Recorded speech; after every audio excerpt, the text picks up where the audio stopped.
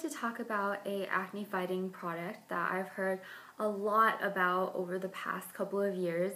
It's from a very famous brand called Somerville, and if you've never heard of it, it is a high-end brand that is sold at Sephora. And the product that I want to talk to you guys about today is called the EradiKate by Somerville.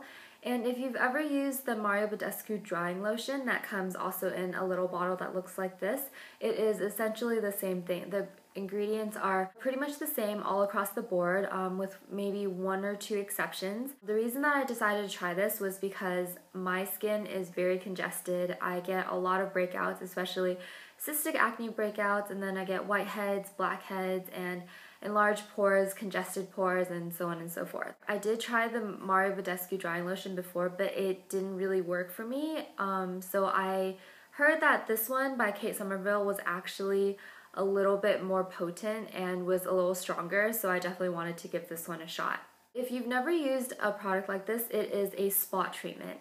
And what happens is you dip a Q-tip down into the alcohol, which comprises most of the upper half, and then into the sulfur and the different ingredients down below. And they vary in ingredients, but basically the important active ingredients in here are salicylic acid, sulfur, and metal oxides. Now, I'm not really sure what metal oxides does for the skin, but I know that salicylic acid helps clear up breakouts. It also helps shrink enlarged pores, and it helps combat bacteria that causes acne. The sulfur is a drying ingredient, and when you put this on your spots and blemishes, then you obviously will feel a drying effect on it. But sulfur also dries out your skin, so that's the downside to using a spot treatment like this. However, I do think that spot treatments like this are favored over products that you put all over your face, because that can be overall drying, but when you're just using a spot treatment, it's actually a lot better for your skin because it targets and concentrates all of the fighting power on just that one little spot. I have tried this on my blemishes, I have tried this on my cystic acne breakouts, as well as the little breakouts such as whiteheads and blackheads. And I have found that it doesn't do anything for my blackheads because the blackheads are pretty much solid in there, and you know, they'll come out when they want to come out.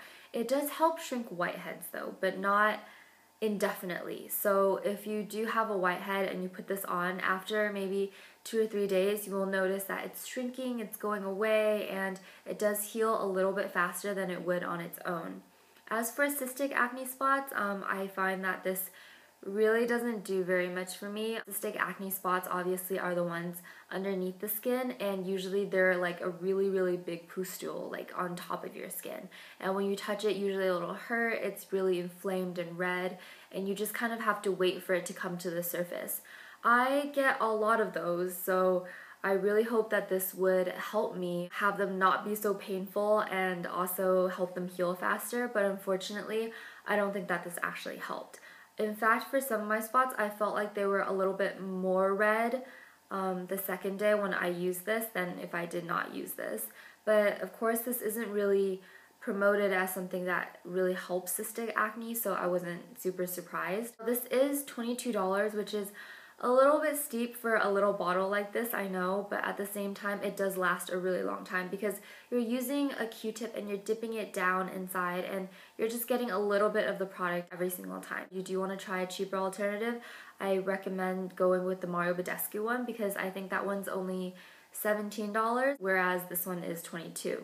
One other thing that I wanted to mention is that you do smell the sulfur in this because sulfur has a very kind of rotting egg smell to it, but it's not so bad where you can't stand it. If you've ever tried the Murad spot treatment in the little tube, I think that one smells way worse than this one does. Or if you've ever tried the Proactive Sulfur Mask, that one smells horrible compared to this.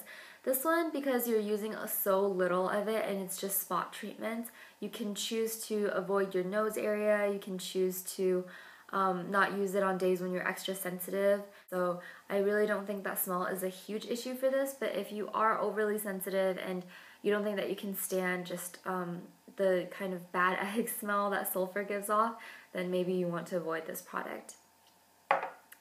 So if you have any further questions, please feel free to leave them down in the comment section and I'll get back to you as soon as possible. Thank you so much for watching.